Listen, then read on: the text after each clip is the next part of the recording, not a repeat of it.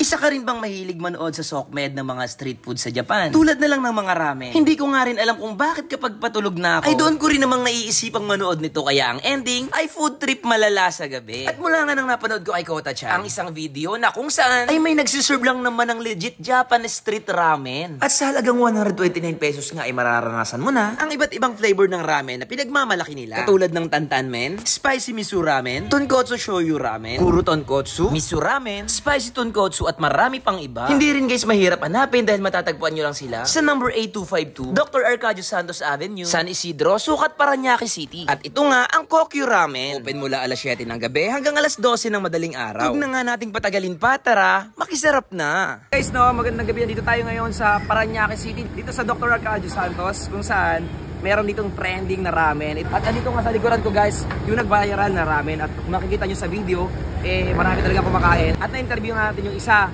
sa talagang suki nila dito, talagang legit na customer dito dahil legit daw talaga magmula sa noodles hanggang sa sabaw at sa timpla nito. At alam nyo ba, yung owner nito na si Kuya ay talagang nagtrabaho sa Japan. Kaya naman, dinala niya yung flavor ng Japan dito mismo sa Parañaque City. Kaya ano pang hinihintay nyo? Tara guys, makisarap na, let's go! Sir, magandang gabi po. Ay, ito po. Narinig ko po sa owner na napaka-regular customer nyo dito. Sir, kamusta na po yung pagkain nila dito, sir? Dito kami lagi kumakain. Talagang every after school, pag kumakain kami, laging busog at saka sulit yung presyo. Kamusta naman sir yung panglasa, sir? Masarap. Yung noodles niya talagang authentic na pang-ramen talaga. Tapos sobrang bait nung owner. Kaya lagi kami talaga dito. Gaano mo siya, sir, mai-recommend sa mga tao, sa mga customer na makakapanood sa aking vlog? 10 of 10. Wow. Maraming salamat, sir. Thank you, sir. Thank you, sir.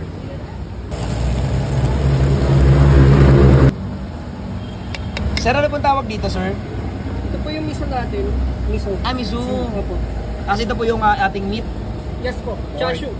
Chashu po siya. Ito, sir, ano to, sir? Ito yung tantan sauce natin. Tantan sauce. Sir, nagtrabaho ka natin sa mga Japanese restaurant talaga? Or ramen? Nagtrabaho po ako sa Japan. Japan talaga mismo? Yes po.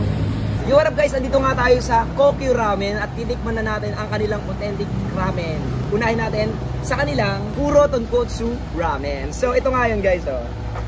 Kung mapapansin nyo nilagay nila na itim, is ito yung tinatawag guys na smoky garlic flavor. So ang kanilang noodles, ayan, talagang freshly made. Ang kanilang egg, and then meron din siyang slice ng piece of pork. So tikman natin guys yung kanilang broth. Sarap. Ang sarap. Grabe. Panalo sabaw pa lang. Panalo na. Grabe guys. Al dente oh. Tsura pa lang al dente na no. Natin guys.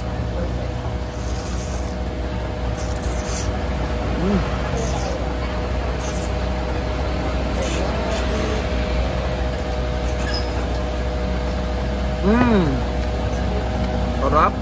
Yung noodles nila, sarap. Tapos yung kanilang malasado na itlog, ito oh.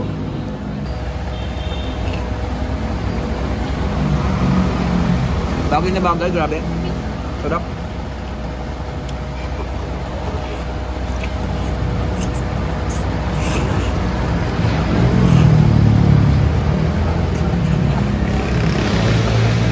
Guys, panalo. Alam nyo, sa 129 pesos nyo guys, is makakatingin ng ganito kasarap.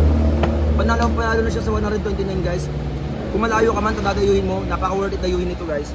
Tapos ito nga pala yung pork nila guys oh. Natin.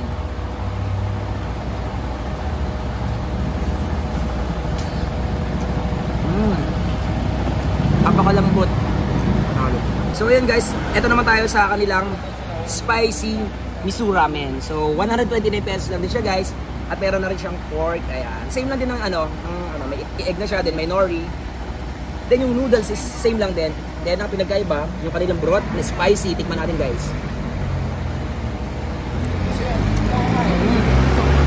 Spicy nga guys. Malinamnam. Sarap.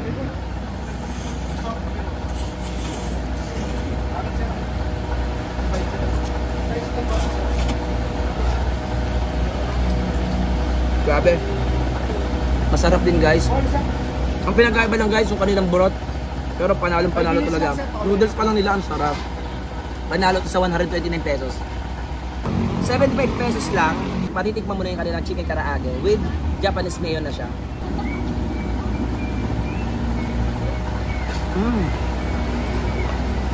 Sarap. Chicken thigh siya. Ma-juicy. Then yung labas, makrunchy pa siya. At nagdagdag ng flavor talaga yung kanilang Japanese mayo.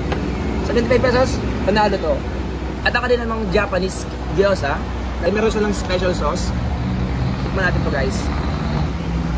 50 pesos lang guys, so meron ka ng 3 pieces. Diba?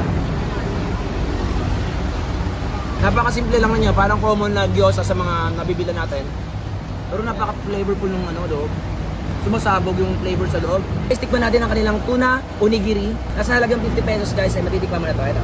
Meron siyang Japanese rice, may tuna sa loob, then merong nori wrap. Ayan. Okay. Ang sarap, ang lambot ng rice, bagay na bagay. So ito pa lang, hindi mo na kailangan ng ulam. All in one na to. Nice. Last but not the least, ang kanilang Japanese fried rice, or kung nawagin is chahan rice. So tikman natin guys. Ito kasi sabi nilang kanin pa lang ulam na, dahil meron siyang meat, meron siyang scrambled egg, and mga vegetables. Para sa akin, walang ulam, no problem. Chahan rice, yan yung sagot. Panalo. Guys, natikman natin ang kanilang pinagmamalaki ramen dito. Masasabi ko guys, unang-una, napaka-good yung place, talagang napaka-aesthetic.